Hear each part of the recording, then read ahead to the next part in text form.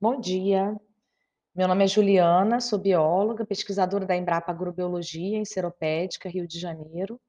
Gostaria de agradecer ao convite do André, pela por apresentar essa palestra no evento e me desculpar por não ter podido estar presente com vocês, espero que numa próxima oportunidade.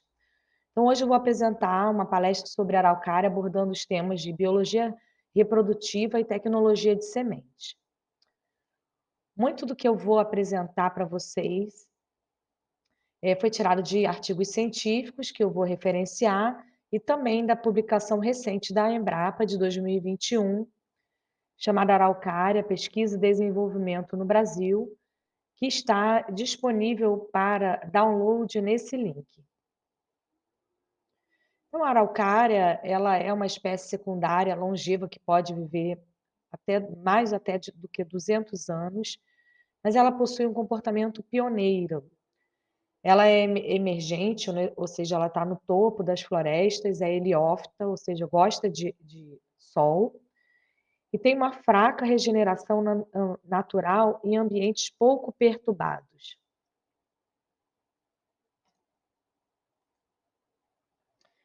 A araucária, ela originalmente ocupava uma área de 250.000 quilômetros quadrados no Brasil, estando distribuída 40% da floresta com araucária, né, ao invés de falar floresta de araucária, o nome correto seria floresta com araucária. Ocorria no estado do Paraná, 31% no estado de Santa Catarina e 25% no estado do Rio Grande do Sul. 3% das suas populações ocorriam de forma esparsa no estado de São Paulo e sul de Minas Gerais e 1% no estado do Rio de Janeiro. Então, atualmente, ela está restrita a apenas 3% da sua área original e algumas estimativas indicam que, por exemplo, no estado do Paraná, ela esteja restrita a apenas 0,8% dos seus remanescentes primários. Então, por conta disso, ela é considerada uma espécie criticamente ameaçada e desde 2001, né, pela resolução CONAMA, é proibido o corte da araucária em populações naturais, e isso, de certa forma, gerou até essa medida não atingiu integralmente esse propósito. Nós vemos que muitos proprietários, por conta dessa medida, eliminam, as plântulas, impedindo essas plântulas de virarem árvores por conta dessa proibição de corte, já que consideram, o crescimento da regeneração natural um empecilho para uso nas propriedades. Então, como o corte das árvores, ela só é permitido em áreas plantadas. Tem-se buscado a maneira de incentivar a sua conservação através do uso do pinhão. É interessante destacar também que estudos da genética dessa espécie mostram que existe uma grande diferenciação genética das populações de São Paulo e Minas Gerais em relação às populações do Paraná, Santa Catarina e Rio Grande do Sul. De maneira que para fins de conservação genética, existem estratégias para conservar de forma independente essas populações.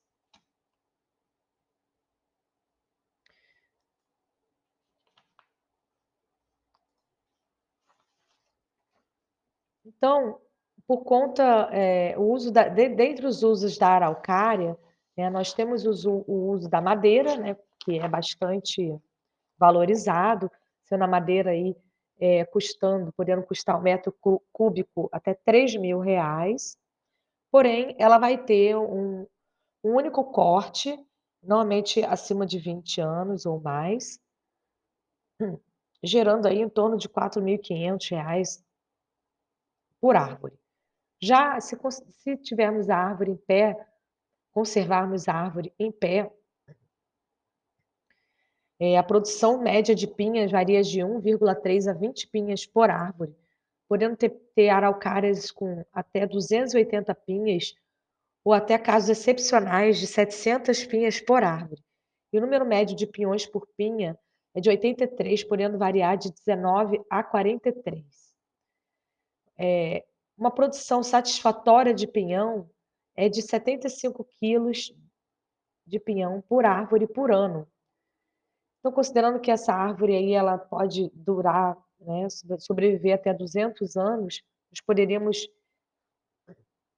lucrar com R$ 15.000 coletando pinhão nessa árvore aí por mais de 200 anos. A resina também ela é bastante valorizada na araucária para a fabricação do breu, que é usado para a fabricação de vários produtos, como o adesivo, ceras para depilação, espessantes, tintas, vernizes, produtos farmacêuticos e até perfumes. E temos também a terebintina, que é usada na fabricação de medicamentos, de cosméticos e perfumaria. É importante destacar que o pinhão, ele deve ser colhido sempre na época de máxima produção, que se estende de abril a junho. Essa é uma medida que visa, garantir o consumo sustentável do pinhão e as condições adequadas de regeneração natural da espécie e de consumo, por animais. A araucária, ela é uma espécie naturalmente dioica, ou seja, ela tem um indivíduo macho e um indivíduo fêmea, né. O indivíduo macho, então, ele é formado, ele contém o microstróbilo, que é essa foto aqui da direita, que também pode ser chamado de, androstróbilos. Ele tem um eixo central e os esporangióforos, que podem ter até, 1.300 esporangióforos para cada microstróbilo. Então, quando os esporos eles estão maduros, né, que são os pólens, ocorre o afastamento desses esporangióforos, permitindo a dispersão do pólen pelo vento. O pólen da araucária, ele pode percorrer até 25 quilômetros quando essas araucárias estão isoladas. E a araucária feminina, no caso, ela contém o ginostróbilo, que é essa foto da esquerda, né, que ele tem esse formato mais arredondado, também chamado de, de megastróbilo. Então, o megastróbilo, o ginostróbilo, ele tem vários tipos. Ele tem os ginostróbilos férteis consumados, que formam o pinhão. Eles têm os férteis frustrados, representando o pinhão xoxo. Os estéreis, por aborto, e a folha terminal.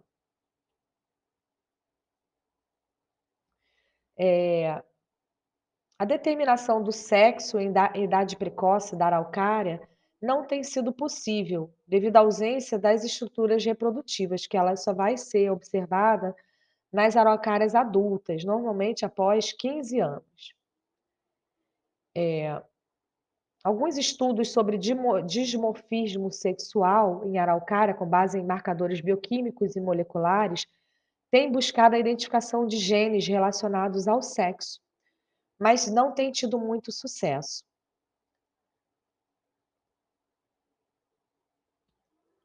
Estudos sobre a razão sexual nas populações naturais de araucária têm mostrado resultados discrepantes. Enquanto em populações naturais tem sido verificado uma razão de machos e fêmeas de 1 para 1, em florestas plantadas de araucária tem sido registrado desvios na proporção entre os sexos, com uma predominância de indivíduos masculinos, normalmente de 0,6 indivíduos femininos para 1 masculino. Então, essa proporção sexual, ela pode ser influenciada não apenas pelo componente genético, mas também pelo componente ambiental. E esses desvios podem estar relacionados tanto ao histórico das populações quanto à exploração seletiva.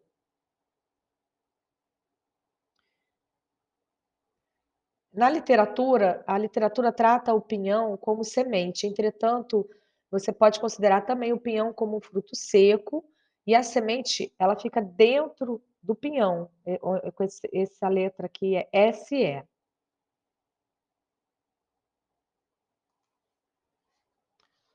O ciclo reprodutivo da araucária, ele demora em torno de 32 meses, podendo variar de 29 a 34 meses, ou seja, 2 anos e meio. Então a araucária que a gente vai estar o pinhão que a gente vai estar colhendo esse ano, ele começou a ser produzido em novembro de 2020, tendo a sua polinização ocorrido em setembro de 2021. Então, a formação dos ginostróbilos, né, da flor, digamos, flor feminina, ele se inicia em novembro, juntamente com a formação do andostróbilo nas plantas masculinas. Assim como os andostróbilos, a visualização nas primeiras etapas do desenvolvimento, ela é dificultada pela semelhança entre os ramos reprodutivos e os vegetativos. Então o ciclo do andostróbilo, ele dura 9 meses, quando ele amadurece e aí vai liberar o pólen, e depois o andostróbilo ele cai. Quanto ao ginostróbilo, após 9 meses, esses iniciam o processo de abertura para receber o pólen trazido pelo vento, normalmente ocorre nos meses de setembro a outubro. Após esse período de polinização, o ginostróbilo ele vai ter um crescimento significativo nos 4 meses seguintes. E a fecundação do óvulo ele vai ocorrer, nos meses seguintes a essa polinização, podendo se estender por cerca de 14 meses após a polinização.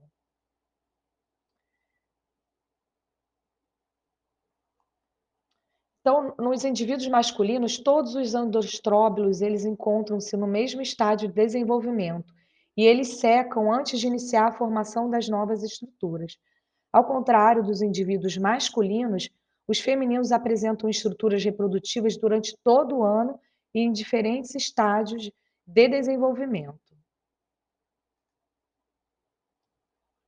Na araucária, ela é uma árvore de crescimento lento em comparação com outras espécies.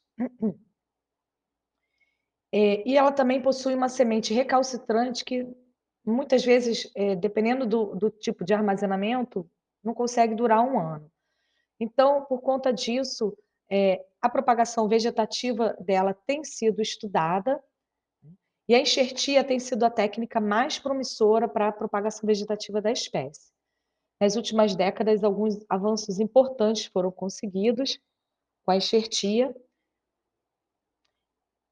e através da enxertia e desse florescimento precoce, utilizando técnicas que estão disponíveis nesse artigo do Wendling, de 2011, nós conseguimos, com essas mudas propagadas, via enxerto, obter a produção precoce dos estróbilos masculinos, né, e dos femininos 4 a 8 anos após esse procedimento.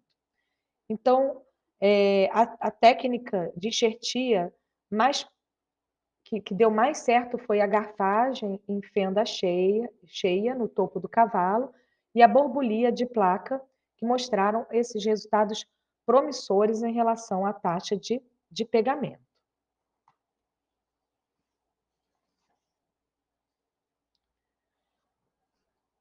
Bom, em relação ao armazenamento da araucária, como ela é uma espécie recalcitrante, ela perde, viabilidade quando ela é seca. Então ela tem que ser mantida com uma alta umidade. Então ela tem que ser armazenada também em ambientes de alta umidade e baixa temperatura para reduzir o metabolismo. Os Um dos, experimentos que conseguiram um armazenamento por um período de tempo considerável, no caso 1 ano, foi esse trabalho do Foley, que é um analista da Embrapa Floresta, onde ele armazenou em câmara fria, 3 a 5 graus, em embalagens de polietileno. Através dessa embalagem que ela é impermeável, ou seja, ela impede a troca de umidade da semente com o ambiente, conseguiu-se manter a umidade elevada da semente e a conservação dessa semente, né. Então observa-se aqui nessa tabela que utilizando esse ambiente de armazenamento e essa embalagem, ele conseguiu até 360 dias manter uma germinação de 61%. E a germinação das sementes de araucária, ela costuma ocorrer em 30 a 35 dias, em condições controladas, né, de câmara de germinação, e de 60 a 120 dias quando semeada diretamente no solo. Então, para acelerar essa germinação, recomenda-se a escarificação, que pode ser feito por meio do corte da ponta da casca da semente, ou também muitas pessoas colocam a semente em molho em água a temperatura ambiente por 24 horas. Essas sementes escarificadas ou embebidas, ela apresentam maior potencial de germinação e uma precocidade também na germinação e produzem plântulas mais uniformes. Enquanto a germinação das sementes inteiras, ela é mais lenta e resulta em perdas, também porque estão sujeitas à contaminação por fungos. Então eu gostaria de agradecer mais uma vez o convite, do André, e espero ter contribuído, com essas informações, para o evento e desejo um ótimo evento a vocês. Muito obrigada.